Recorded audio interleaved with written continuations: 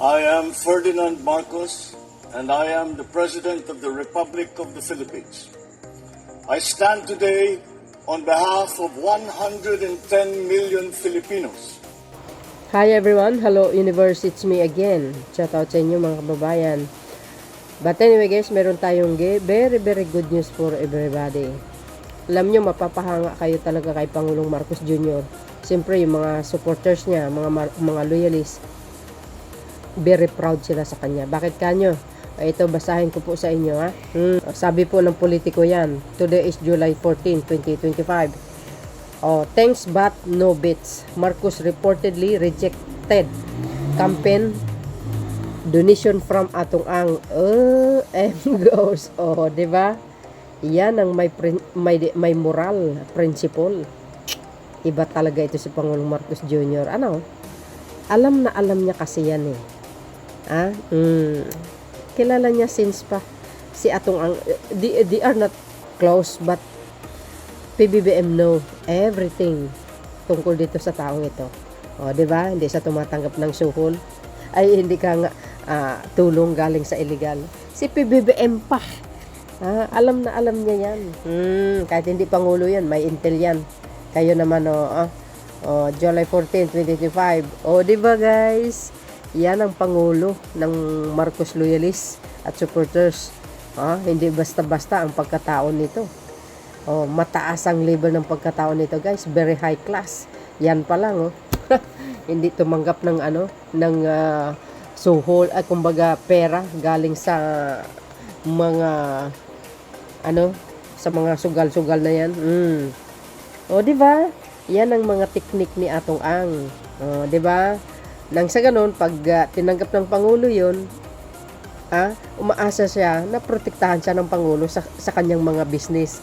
Kaso lang guys, ang problema, hindi nga niya tinanggap para hindi magkaroon ng utang na loob si Pangulong Marcos Jr. Yan. Tapos, tingnan nyo tulad ni Chavit Singson, maniniwala kayo na si PBBM humingi ng tulong? No. Si Chavit mismo ang tumulong. Kusa yun at least hindi niya hiningi na tutulungan siya. Hindi na wala ng kasalanan si PBBM dun. Problema na ni Chavit Singson yun. Bakit? Tinawag ba siya na tulungan siya? Tulungan siya? Hindi. Kusa ni Singson yun. Kaya wag nang mag-ipal-ipal pa. So tingnan nyo dito. Ganyan ang Pangulo. Di ba? See? Yan. Sa wakas, na-reveal na din. Kaya pala sabi nila si Atong Ang hindi basta-basta malakas ang kapit niya sa pamalaan. Dahil yan guys sa kanyang business para maprotektahan siya. Kaya nga sabi ko, ibahin nyo si PBBM. Huwag nyo itulad yan sa mga pulpul na politiko. Di kalidad ang pagkataon yan kaya. President Ferdinand Marcos Jr. allegedly torn down campaign donation from controversial billionaire gaming tycoon Charlie Atong Ang, not once but twice. Di kayo naloka? What the heck? Sabi po ni politiko, has learned. Tingnan nyo ang nangyari. Wow. Not once but twice. You see? Tinanggihan.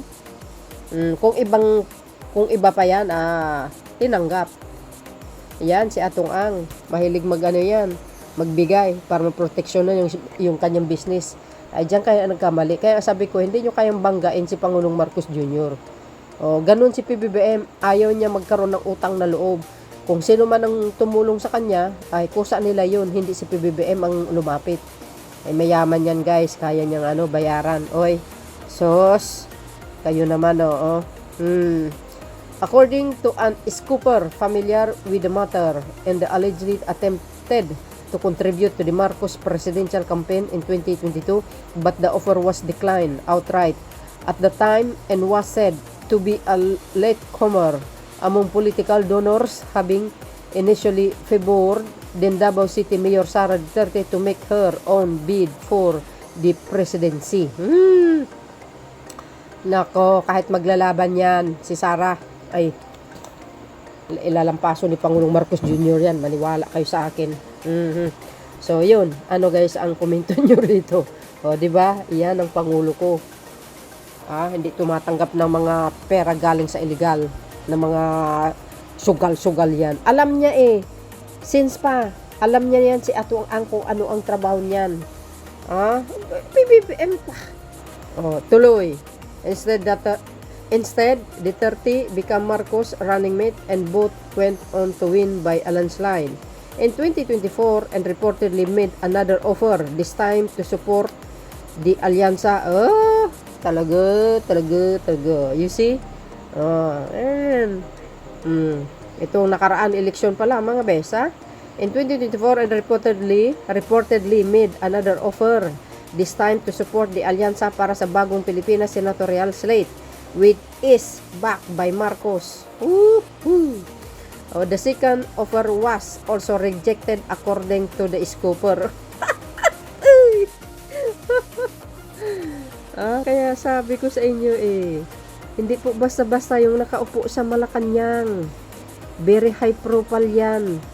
May dignidad. Inaalagaan niya ang kanyang buong pagkatao, lalo na yung apelyido niya, yung apelyido niya, kung tutuusin, napaka sikat ang apelyido na yung apelyidong Marcos na yan, nadala-dala niya, iniingatan niya yan. Yan yung apelyido na yan, binabalahura ng mga panahon. 'Di ba? Pero hindi nila kayang, kumbaga, pinakulong ang apelyido na yan. Kasi kampi nila ang katotohanan. Yan nga ang sinasabi niya doon sa interview ni Jessica Soho. Learn and listen. Alam niya. Kasi na ano yan, kumbaga namanan niya nung sa panahon ni Papa niya, alam niya ang mga nangyayari noon. Malaki na si PBBM nung that time nagiging, ano ba yun, congressman ba? 23 years plus ang kanyang edad. Napakabatang siya, politiko that time. Kaya alam niya, mga ganyang mga klaseng mga pamamalakad.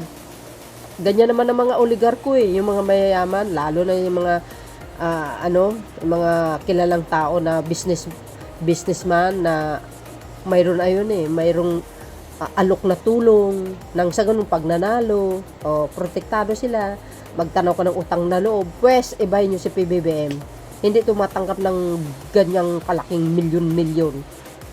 Ayan, pati sa alyansa pala nag-alok din, ni-reject na naman si ni-reject ni Pangulong Marcos Jr. si Atong Ang. Kaya ngayon, di ba? Hindi nyo kayang banggain ng Pangulo ng Pilipinas. Matalino yan Kayo talaga, tahimik lang yan. Pero mapangani, banggalaw. At alam na alam niya. Ang galawan ni Atong Ang. Di ba guys? Ang is currently at the center of the high-profile controversy involving the alleged abduction and killing of 30 Sabongeros, cockfighting, and ito says, ano ba yan? Ang hirap na magbasahin. He has denied all accusations, saying he is being targeted by the former associates. Wala ka magagawa. Nagsalita na si Tutoy. Alam nyo guys, ang gumawa ng kasamaan sa mundo, may hangganan po yan. Anytime, magugulat ka, masasyak ka. Kasi ang karma, laging nakaantabay yan. Kumukuha ng timing yan. Pag oras mo na. Ibubunyag ang kabulukan ng pagkatao mo. Ayun. Pero pag gumawa ka ng kabutihan sa kapwa mo, mayaman ka, bilyonaryo ka, share your blessing. Maraming mga blessing na darating. Mas maganda ang gumawa ng kabutihan kaysa kasamaan.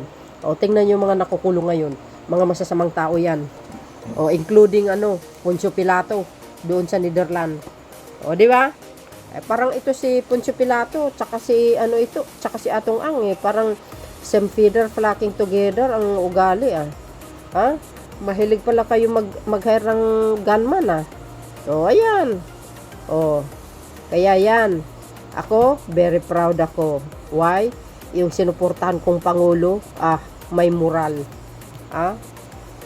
Inalagaan niya ang kanyang pagkatao na wag madungisan ng mga gumlord na yan. Oh.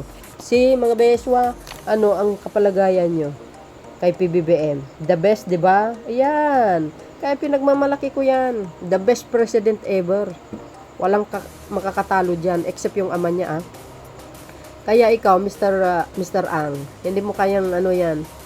Hindi mo kayang paikutin ng utak niyan. Matalino po yan.